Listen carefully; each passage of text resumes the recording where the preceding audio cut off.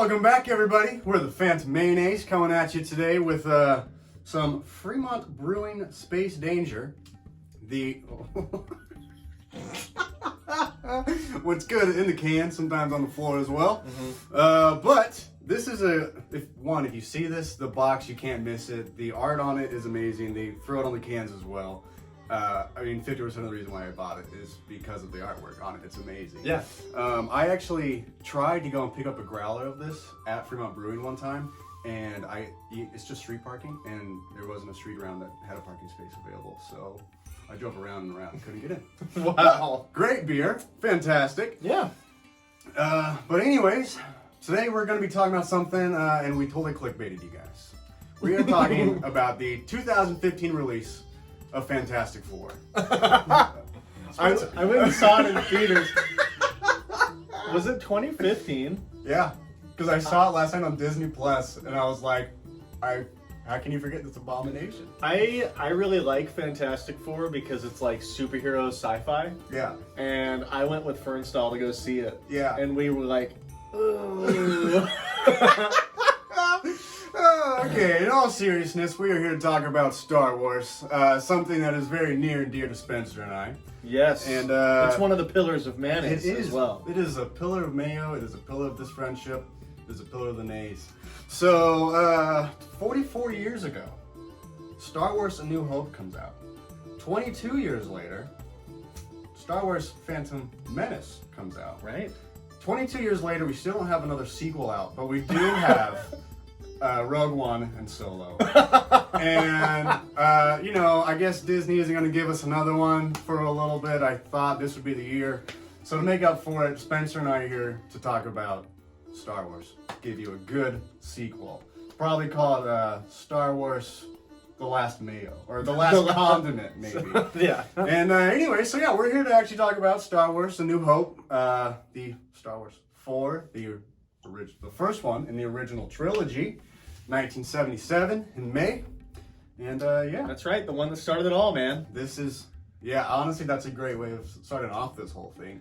Yeah. I know you had your, what are we getting into now? Okay, so Sorry, I planned that out, ready to take my shots at the sequel trilogy. That didn't happen. I thought it happened. It happened enough that they're so bad that they don't even exist in your mind anymore. Yeah. They're not I've canon. erased it. Yeah, it's definitely not canon. So what we're gonna do is we're gonna be starting a series that we've promised you guys from the trailer. We're gonna be going through every single Star Wars movie, really going in depth and breaking down what we think about it, grading on a few different scales, and giving a rating. Now the rating is going to be different maybe than how much we like the movie, because I think we're both really big Star Wars fans. Yeah. But it's just going to be fun. We're not trying to spur any argumentative conversations. We're just trying to have fun, talk about Star Wars, because it's one of the hottest things in pop culture. Yeah. So what I'm going to do is we're going to start off the video just by talking about when we first encountered Star Wars. Yeah. Specifically, Episode 4, A New Hope. Yeah. Cool. Okay. So can you remember your first memory of A New Hope? Yeah. So the youngest uncle on my mom's side, he's 9 years older than me, and absolutely loves Star Wars. And I grew up living basically in that household with my mom's family still. And so him being probably 13, 14, he had collected all of the 80s Star Wars figurines and super cool. He even had the Millennium Falcon, a huge one. It was freaking dope. And I mean, that family is also huge Star Wars fans, and so I got introduced to it super early.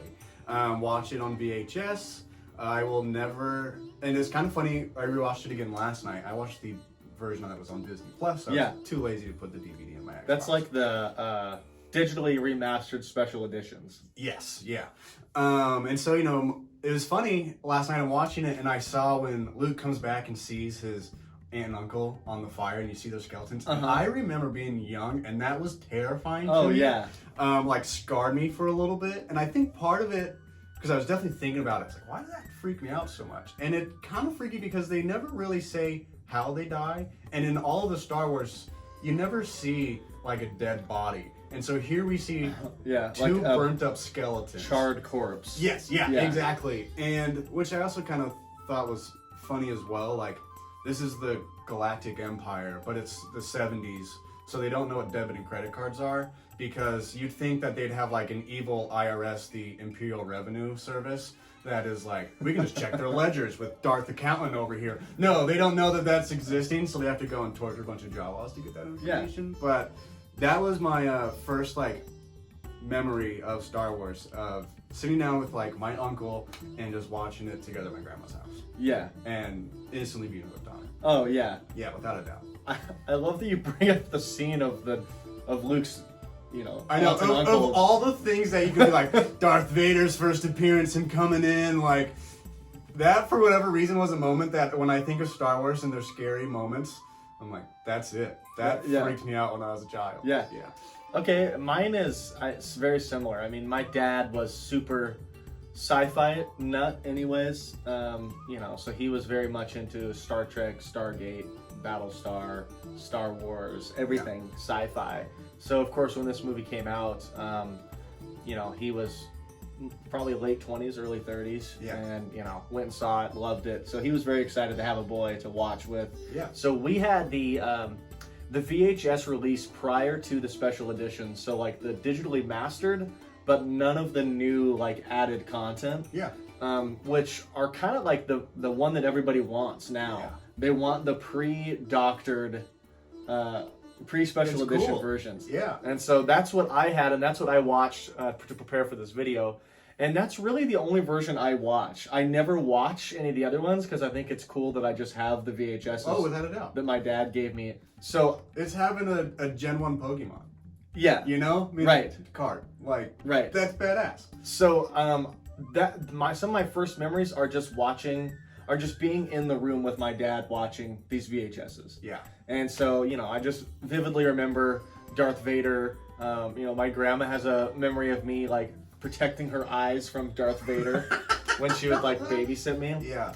So, you know, I think Star Wars Episode 4 is probably some of my very first memories of Star Wars. Oh yeah. Yeah. So, which, you know, I only point out because right around the time that these first memories were forming are probably within a year or so of the prequels starting to be released and promoted and come out. Yeah. So, you know, there's a good chance that some kids our age grew up just with the prequels and then figured out about these later down the road. Yeah. But no, I grew up watching the original trilogy, so I knew even as a kid when the prequels came out that, you know, Anakin is important. Yeah. Right. So, anyways, yeah, I had a similar memory to you. Just the big things that stick out to me are just Darth Vader. Well, you know, that's actually funny that you mentioned knowing who Anakin was kind of before other people, because I have a cousin who is 2 or 3 years older than me, and we actually share the same first name. Nice. And so yeah, and he is also super into things. He was a big fan of Lord of the Rings, big fan of Star Wars, and I'd go over there, and that man would just geek out. And he was one who said, "Oh yeah, Obi-Wan had Anakin as his Padawan and trained him," and he was like, and he was the one who told me all about the Mustafar stuff, everything that happened, and so it was just really cool. I could just tell all of my like family at the time just were so enthused by it, and it was a fun. It's definitely just a fun childhood memory. Just my grandpa making root beer floats and rewatching Star Wars every time we were over there. Yeah, dude. So that's why Star Wars is cool. You know, nowadays Star Wars is so divisive among fans, but you know, it's fun to think back to the childhood Star Wars where it's just like this fun universe that you're being opened up to. And I think that's why, you know, it's important not to, you know, shit on somebody that might like the new movies. It's not their fault that they like it. It's you know, debatable. I mean, well, yeah. I'm kidding. I mean, in private, I'll definitely shit on them. Yeah. But, you know, there's a certain generation of people that really love the prequels that I think we're included in. And then there's a group that's older than us that probably hates them. Yeah. And so, you know, I feel kind of the same way towards people that like the sequels, the non-existent sequels. Yeah, the non-existent ones. But we're talking about episode 4. Episode 4 here. So we knew that we would easily get derailed. We are trying to we were like, this is our formula to get this done, to stick to number 4. And so we're gonna try really hard. All right. We need like a buzzer. Yeah.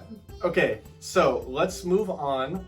So that's how we first met this movie. Let's talk about some of our favorite parts of this movie. Yeah. I mean, this is the most true fantasy Yes. Star Wars. This really is what separates Star Wars from Star Trek, right? Star Trek is this really deep look at science fiction future. Yeah. And Star Wars is this kind of space opera fantasy flick set in space. Yeah.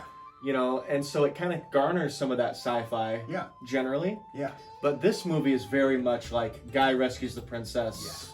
you know, in the big castle that is the Death Star. He-Man meets sci-fi. Star Yeah. Wars. Well, He-Man's crazy. Do you like that about this movie, that it's more fantasy than the rest of them? To be honest with you, without a doubt, I think very highly of the Star Wars movie, especially out of all of them. And I definitely just encapsulated it again last night. Every time I watch this, it's almost like watching again for the first time because it's just so beautifully crafted. I know we're going to break down our things later on to really dive deep into those certain aspects of it, but this is great because, and kind of funny, you know, I'm sitting there in the first 5 minutes, you still don't really even meet Luke, the guy who this thing is all really about. You're following a princess. Well, first off, you jump right into the action. You don't know what the hell's going on, but something's happening, and this big scary man walks out. Probably the most famous villain of all of cinema history comes out, and you're terrified of him. And you're instantly terrified of him just picking up people, his breathing. You can't see anything. He's emotionless. Just awesome. After that, you're just following two droids around in the desert. and you're kind of like, it just asks so many questions, or you start to ask many questions. Like, what's happening? What's going on? Yeah. And you're just immediately drawn into this. And then you have, I don't know, they have the trope of the guy who doesn't know who he is, doesn't have his parents, and he's going to get pulled off of this farm and become a great hero. Yeah. And it's like, that can be done 100 times, but they just nail it with the Star Wars movie. They do. I can't imagine watching this for the first time in 1977 in a movie theater. It would just blow my mind. This would absolutely blow my mind. Even just the original, without the new cinematics put on there, I'd be like, this is crazy. I've never seen anything like this. And I still get that way watching it when I did last night. Yeah. Well, they do such a good job right off the bat separating good guys, bad guys. Yes. Right? And Darth Vader in the very beginning of this is very scary. Yeah. He's very like forceful. You know, you are part of the Rebel Alliance. Yeah. He's so aggressive. He's just fucking choking people out left and right. And you see like this dainty little girl in a white dress, and you're like, oh, she's got to be an angel. And Darth Vader just comes right up to her and he's like, you are harboring, and you know, where's the ambassadors? And you're just, oh my God, he doesn't care who you are. Yeah. He's going to. They also do a good job setting up the fear where they have all the rebel sort of soldiers lining the hallway preparing for them to enter. Yeah. And you see them with like their weird looking helmets and everything. And you're like, well, clearly they're ready for anything. Yeah. And they have that amazing scene where it just gives pause and some time where it's just like the siren going off and them like waiting before the door gets like blasted open. Yeah.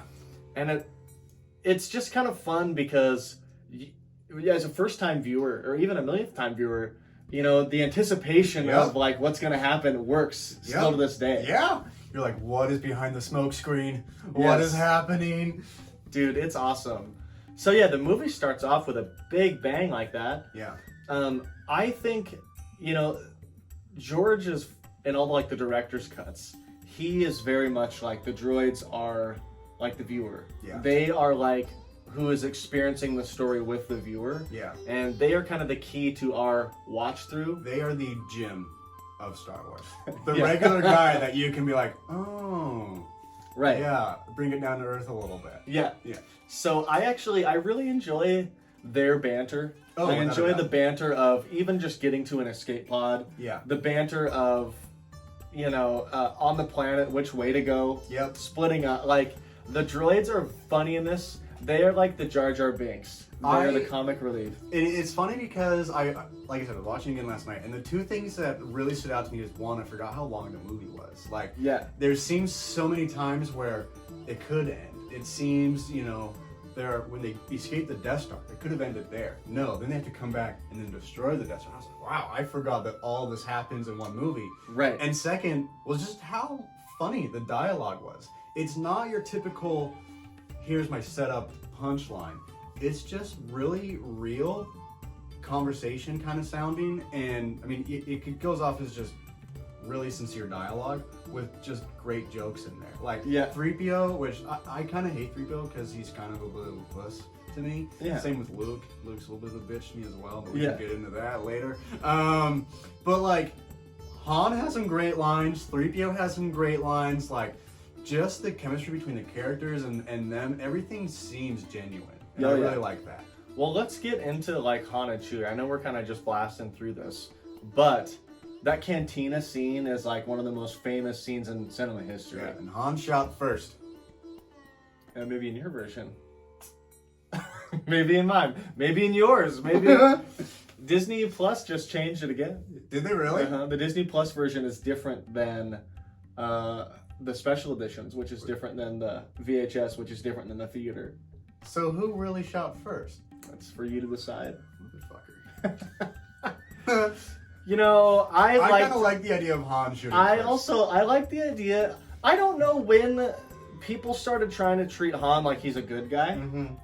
He's not. Mm-mm. He's a space pirate. Yep. And, you know, who gives a shit if he shot first? Greedo would have killed him dead if he didn't. That kind of makes him a little more badass. Yeah. It kind of sucks. Luke is your bona fide good guy through and through who's not going to shoot first.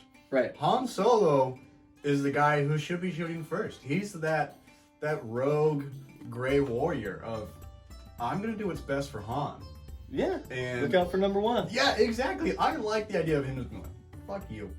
My favorite is the guns under the table, smoke, Greedo falls. Yes. You have no idea what happened. Yeah. It doesn't matter. This is a Western sci-fi. But they've gone out of their way now to show you that Greedo shot first. And it's like, who cares? I know! As if Han was a victim. Yeah. You know what I mean? Right? So anyways, the music is amazing in the cantina sequence. Seeing like Luke react to all these different, you know, creatures, because he's lived on Tatooine his whole life. Yeah. But he's sort of only ventured to Taji Station, clearly, to get those power converters.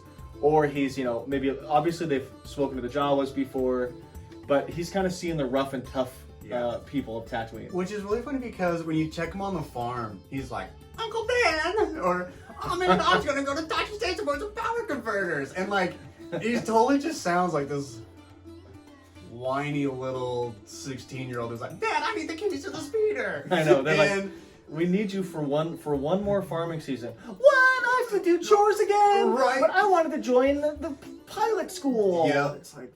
Yeah, and so it is really funny to see him get thrust into that because you can tell he is terrified of it. Yeah. And Ben is like, Ben isn't the most comforting out there either. He's just kind of like, I'm going to see how he reacts to this. Sure. And it's just kind of funny because, I don't know, maybe you go into previous Star Warses or, prequels and you know that Jedis are trained at such a young age. And so might be Ben just saying, I don't have time to train you, so I'm just going to throw you in this cantina with space pirates. See what happens. And I need to save your life at the end of the day still. Right. He's like, I got your back. Yeah. And I know that I'm not going to let anything happen to you. I'll cut off a guy's arm for you. But let's just see. Yeah, exactly. This, just a little bit before this cantina sequence, obviously we get the scene with, of the Jedi mind trick. Yes. For the first time. Yeah. These are not the droids you're looking for. Move along. Yeah, that's really fun. I think they do it well enough that even as the viewer, you're like, what?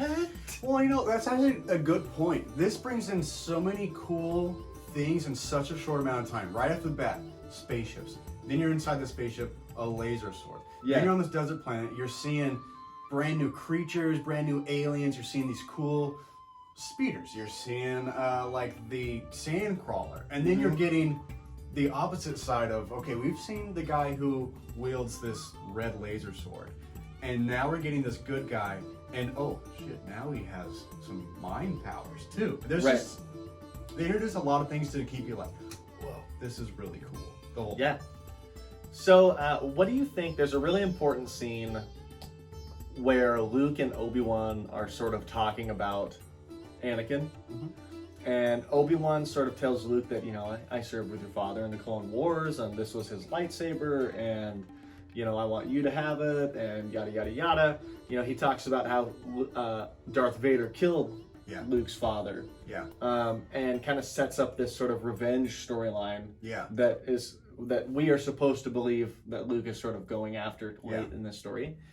What did you think about that scene? Because that sort of sets up the Clone Wars. It sets up all these things that then get paid off in future movies. I really like it, and it might kind of suck. I don't know if when I watched it the first time, if maybe or not, I knew, because I could totally see a family member being like, "That's actually his dad." Oh yeah. I could see that happening, and so regardless, I get why Kenobi says that, because he doesn't want him to know that his dad. I can obviously see why he does that, but it is cool just that George isn't thinking one movie. He's not thinking 3 movies. He's thinking, I'm going to be doing this for a very long time. Right. And this is gonna, he knows this is good. He knows this is fantastic. So I really do like it. And obviously I can see why you'd be like, I'm not going to tell you that that man is your father, because that could make things a lot worse. Sure. It's really cool because it's not only believable that the character would say that just to protect Luke in that moment, but also it's brilliant writing, because then as the viewer you write off that there's a chance that it's Luke's father. Yeah. And then you buy into this whole Eventually. yes. Yeah. So then when we get that reveal in Empire, it is even more like shocking, and like it actually works. Yes. Yeah. And so like that scene is critically important to the rest of the movies. Yeah. Which is funny because it's such, in almost a way, a kind of banal, mundane scene. It's just 2 guys talking. Yeah. And those sometimes, people can hate them. People can always say you need to have every scene have so many beats, and almost each scene should have its own story arc and of its own.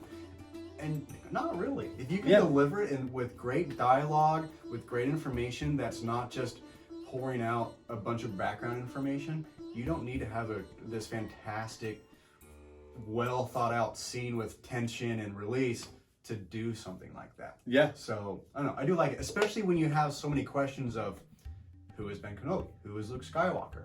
Who is Darth Vader? This answers a lot of those without being a boring scene. Yeah. Great. Let's talk about the Millennium Falcon. Yeah. That will become a big, piece moving forward in several of the movies. This is a hunk of garbage. Yeah. What did you think about the Millennium Falcon, or do you remember what you thought originally about that ship? I really was hoping we'd talk about the spaceships in this thing, because let's talk spaceships. Millennium Falcon is obviously just dope. It's the only one, and you're looking at the X-wing and the TIE fighter, and they're badass looking. And you get the Millennium Falcon, which is just like an Oreo with a little bit of extra on it. Yeah. And you're like, I don't get it. And then you're like, this ship's badass. Yeah. And part of it too is you love Han, you love Chewie, so you just know this ship almost feels like a home ship. You're just like, right, yeah, that's my ship. That's a good guy ship. Yeah. Because when you see scenes that happen on Rebel spaceships, and they look like just hospitals on the inside, just clean white as far as I can be. It feels eerie and creepy on those. I'm never fully settled on that. I'm like, oh, sure. Yeah.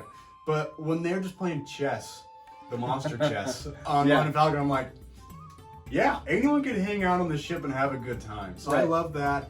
And one of the reasons why I wanted to talk about the spaceships in this movie and to get into sound effects, they are some of the coolest sounds in all of Star Wars. The TIE fighters especially just blow my mind.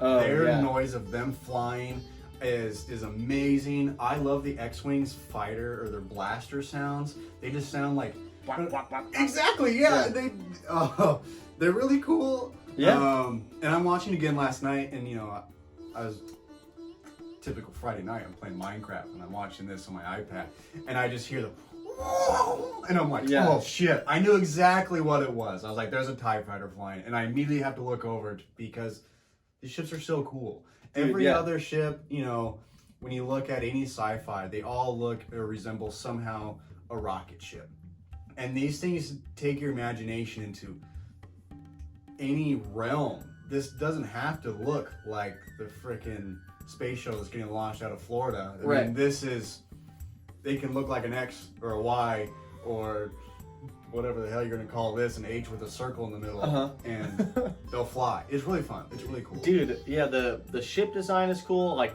you know, that's one thing about Star Wars is the visual design, the sound design, everything is like award-winning, top-notch. Well, and even the Imperials ships, their Star Destroyers, their Corvettes, their destroyers, they all look menacing as well. Like, they all look terrifying, especially compared to the Rebels ships. Sometimes I look at the Rebel ships and I go, who the hell designed that? Because that looks like a sitting duck. Yeah. And then you see the Star Destroyers and you're just like, that thing's hella cool. I know. The Rebel ships are kind of like long and they're like really skinny at points and like they look really brittle. They look Meanwhile, the Empire's coming in with, you know, rockets on that are the size of the, you know. The freaking Rebel ships are just like the Ever Given in space. Yeah. So, okay, let's talk a little bit about, just as the story progresses, obviously we meet Princess Leia. It's the whole, you know, you're my only hope. You know, Luke ends up finding Obi-Wan. They then get on the Millennium Falcon. They travel to go save the princess, right? Yeah. All that kind of good stuff. What do you think about the whole rescue the princess idea with this? I think this movie nails it, and I might give it a lot more credit because it was just kind of one of the first ones to do it in a very great way. Obviously movies do it all the time now. There's no longer princesses, but there's just the damsel in distress somewhere. But this just works so well for me, and I think maybe it's just because I was so young when I saw it, and it was just so much fun, and it makes you think, wow, you can be just the guy on a farm and you can go rescue princesses. And especially because you don't know that that's his sister. You're like, not only can I rescue her, but I can fucking nail her maybe. You know, and so it's I really like it. And that whole scene too, I think, is really fun because Star Wars is an adventure story. Yeah. Really. And so you're always going to a new planet, a new spaceship. But what's cool about that scene is they're having an adventure even in a spaceship. You're seeing control cells, you're seeing prison cells, you're seeing hangars, you're seeing Ben Kenobi wander around and do his thing and turn off what does he turn off? It's some sort of shield, right? Okay, yeah, that's right. And so you see all of that happen, and then at the end of the day, instead of them just having to fight their way back to their ship, they fall into a garbage compactor. And and that to me it's so like just out of left field, but so adventurous at the same time. No one would ever, you know, you're not going to go and watch like an Indiana Jones thing and he falls into a sewage line. You're not going to watch like a medieval thing and they fall into a cesspool. And with Indiana Jones, it would be like a pit of snakes. Yeah, there we go. And so, I don't know, I really liked it. The whole thing was really fun. And then, you know, you have Han and Leia who meet, and they just immediately clash in just their personalities. I love when Luke walks into the cell and Leia's remaining a badass. She's not a damsel in distress. She's like, you're kind of short for a stormtrooper. Like, she doesn't care. She's gonna say whatever she wants because that's kind of the beauty of this story. Is it is totally the damsel in distress, except that the damsel is not distressed. Yes. Yeah. Exactly. She is honestly really a strong female character and a strong character in general. Yeah. She sticks up for herself. She fights with Han.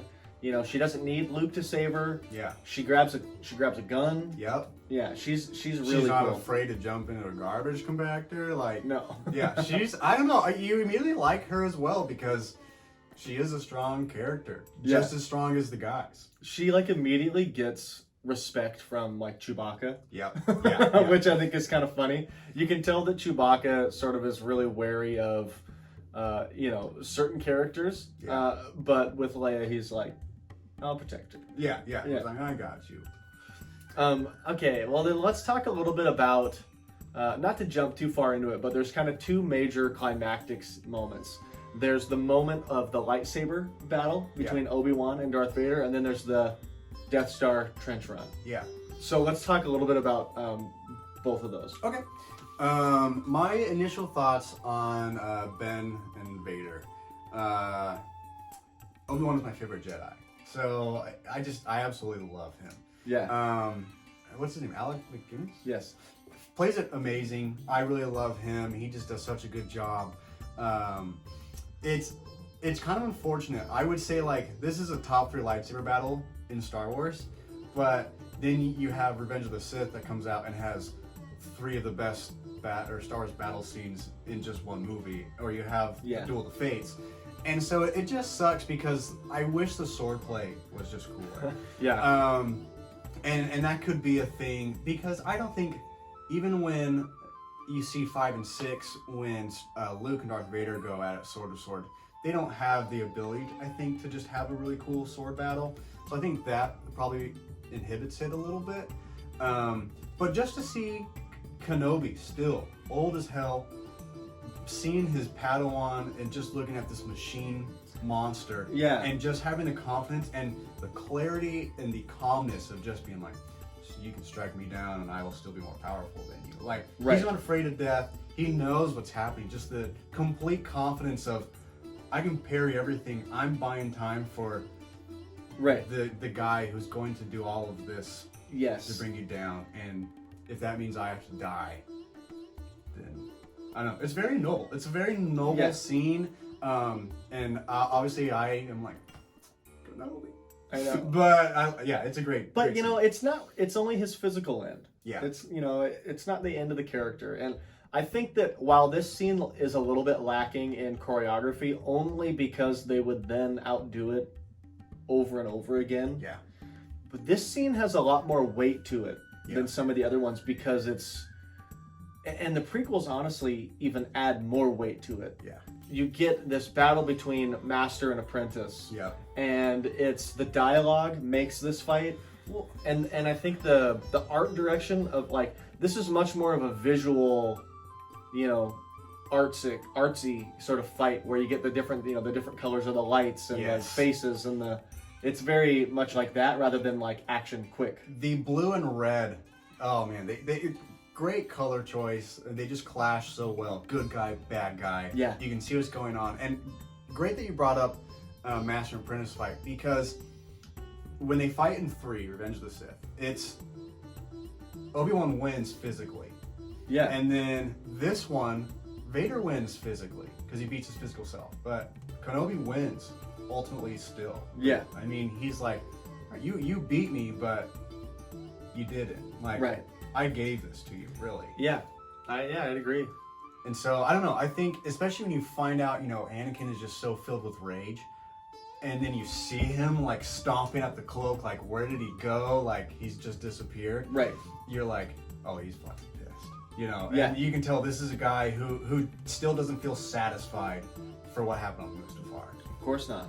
Yeah, I would love to get into the head of Anakin in that scene, maybe through the novels and stuff, and figure out if he puts 2 and 2 together on all that. Yeah. But okay, great. So then let's talk a little bit about this whole, Luke is now firmly part of the rebellion. Yeah. And they're gonna go on the trench run and destroy the Death Star, defeat the baddies. It's funny, just because they're like, yeah, we can throw him in an X-Wing. Like, we don't need to see him fly. Yeah, exactly. He was talking about going to pilot school, but you know what, get in there. And he's killed womp rats. Yeah, exactly. So I think that's always just kind of funny. I don't know. Just because, you make a citizen's arrest doesn't mean you skip police academy.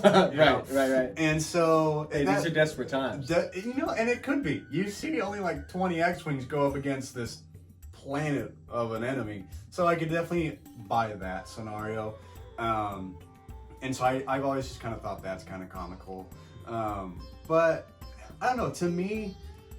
The part where the scene is really the coolest is when Vader's flying behind him. Yes. And you're like... Luke is firmly in the trench. Yes. Vader's right behind him. Luke isn't going to pull out. It's not his game. Nope. And Vader's right behind him, just ready to wreck him. And especially because you see Vader coming and wreck a couple X-Wings right before that. You're like, yeah, this man doesn't miss. Right. And then the coolest part of that whole scene to me, it's not when Luke finally uses the Force and kind of gets that trust. That's a great scene as far as building Luke's character to who he's going to become. Yeah. But the coolest part of that scene is having Han return and blast Darth Vader, and he just goes spinning out of control. And you just see Vader, especially because it's really funny. You can't ever see Vader's emotions. Right. So you're just looking at this Vader, and even with his helmet, you can just see this like disappointment look on his helmet as he's spinning out of control through space. Yeah. So I've always thought that's really funny. Just kind of a comical thing. Yeah. But to me, that's the coolest part of that whole scene is when Han comes back. And I think so. Everyone's just whoa. I think so too. I love, you know, the fight. It really picks up. They do a good job at showing you how dangerous it is. Like a lot of his buddies are getting killed. Yeah. And yeah, Darth Vader pulls down, "I have you now." Yes. Yeah. And yeah, everything goes to shit. You know, I don't know. The moment of relief too when Luke finally lays the, you know, the torpedo or whatever into the exhaust vent. Yeah. He gets the spermatosa into the ovum to then make, what was the other term that we learned that day? The zygote? Zygote? There we go. There we go. It's, you feel it because the music is so powerful in that moment. Yes. Okay, yeah, so they get that release and then, yeah, they have their own little award ceremony. Yeah.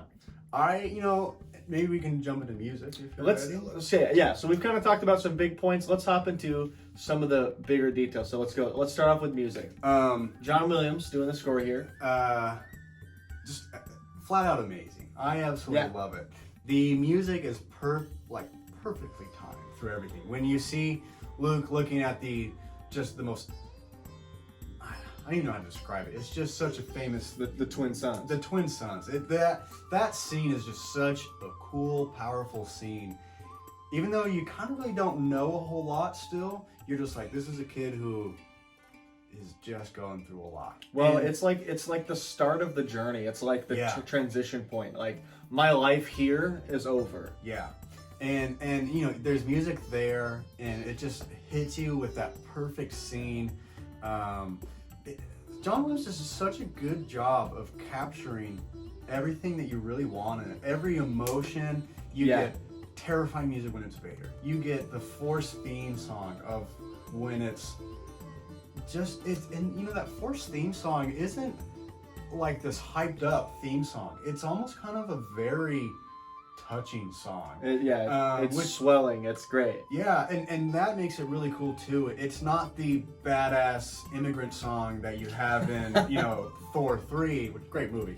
But it's funny because Thor 3, you're like, oh yeah, let's go. Yeah. You hear the Force song, you're like, my heartstrings. Right. So I don't know. I love the music in this. They're at perfect points.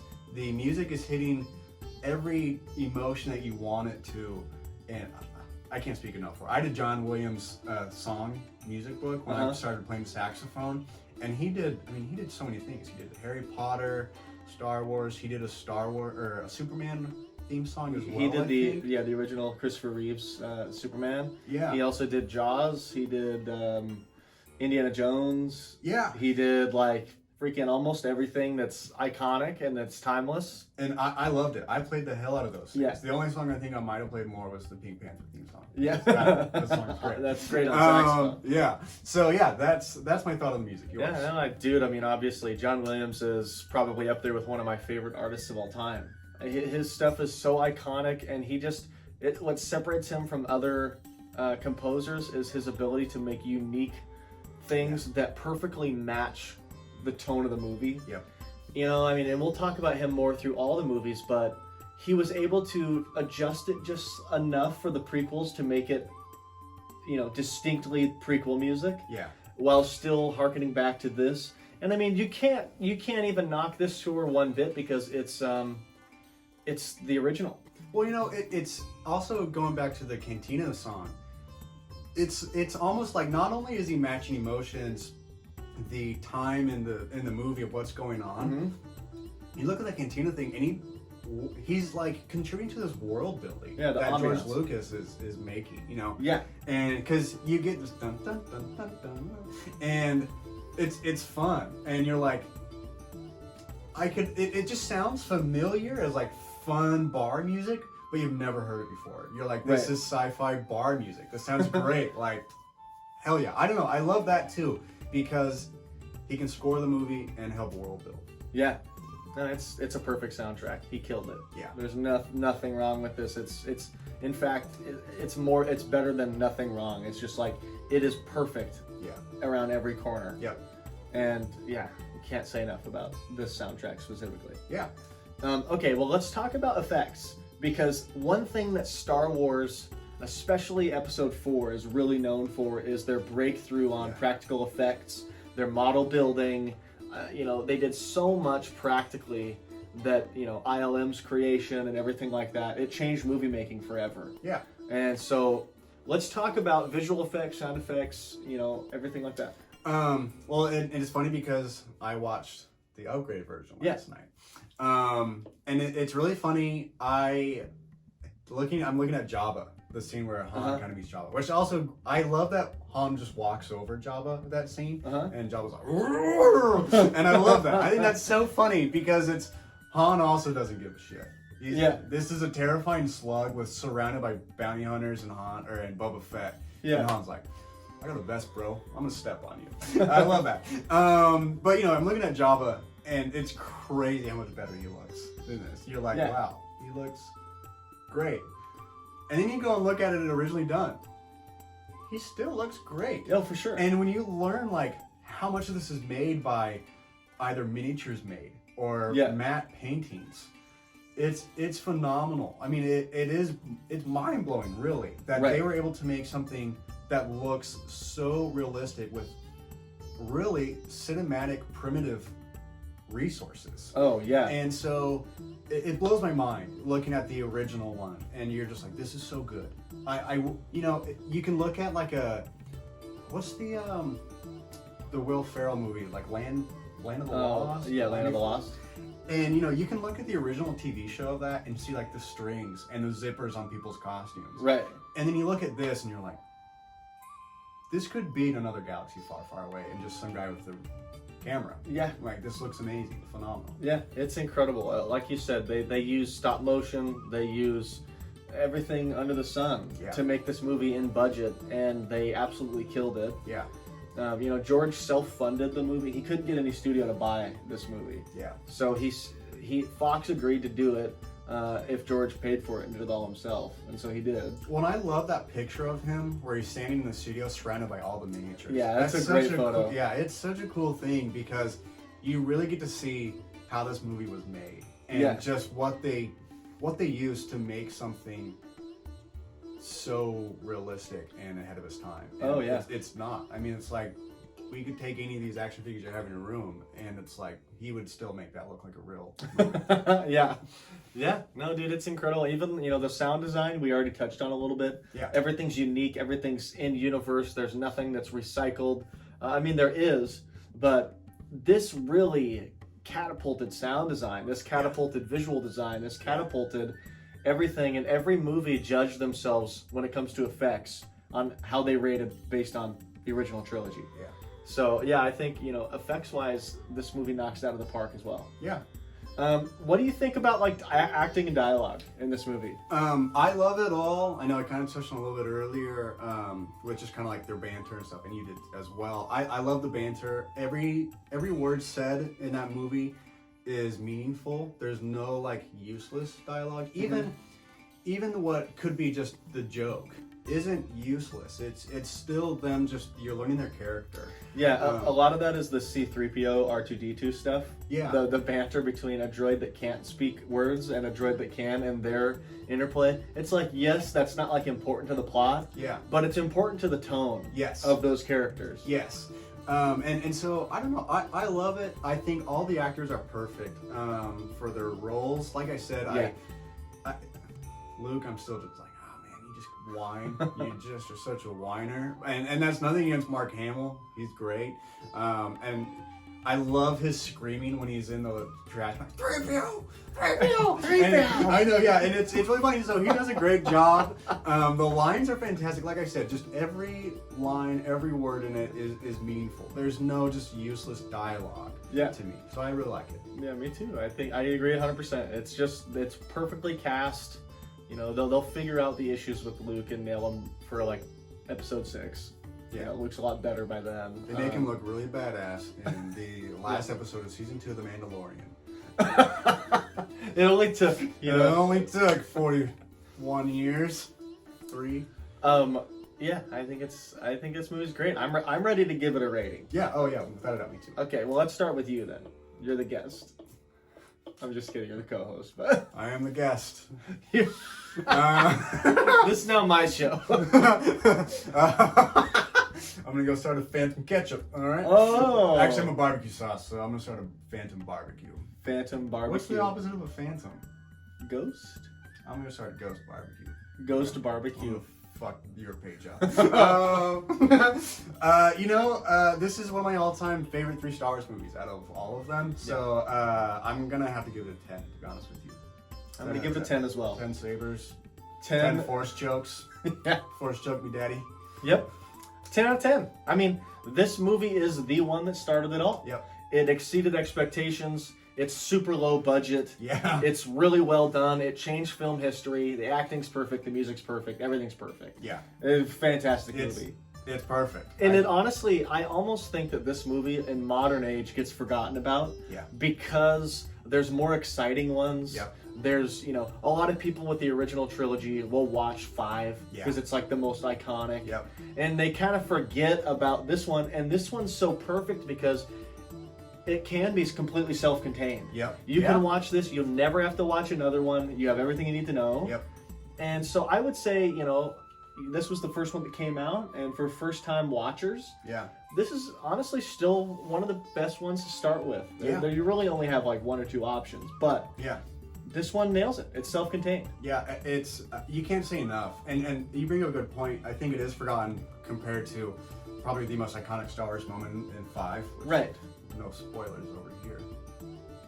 Yeah. I was confused at which eye I was going to blink with, so I think I might have did a little bit of a blink there. No spoilers for a movie that's currently celebrating like its 40th anniversary. Yeah, no, we're not going to spoil that for you. And then obviously 6 is, it's the finale of the whole trilogy. And so it can definitely get mixed up, but this movie is fantastic. I definitely think it's the best one of the original trilogy. I'm a massive Star Wars fan, but I constantly talk myself out of watching this one. Yeah. Because I'm like, well, it's just like more fun to throw on Phantom Menace or Revenge of the Sith or Empire. Phantom Mayonnaise. Phantom Mayonnaise.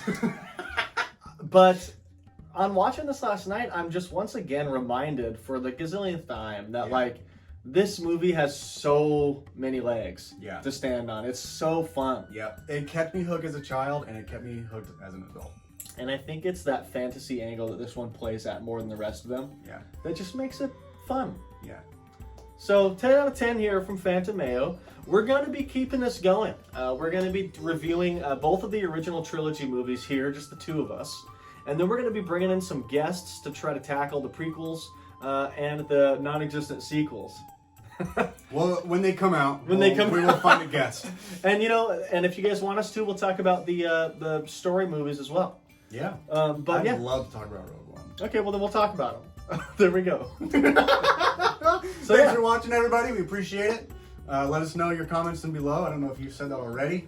But yeah, well, I'm curious what you guys think about this movie in particular. Separate the rest of them and just let us know what you think about this movie. And I also want to know what your first memory was of Star Wars. I think that's kind of fun. Yeah, without a doubt. All right, guys, we'll have a Mayo day. Take it easy. And may the Force be with you.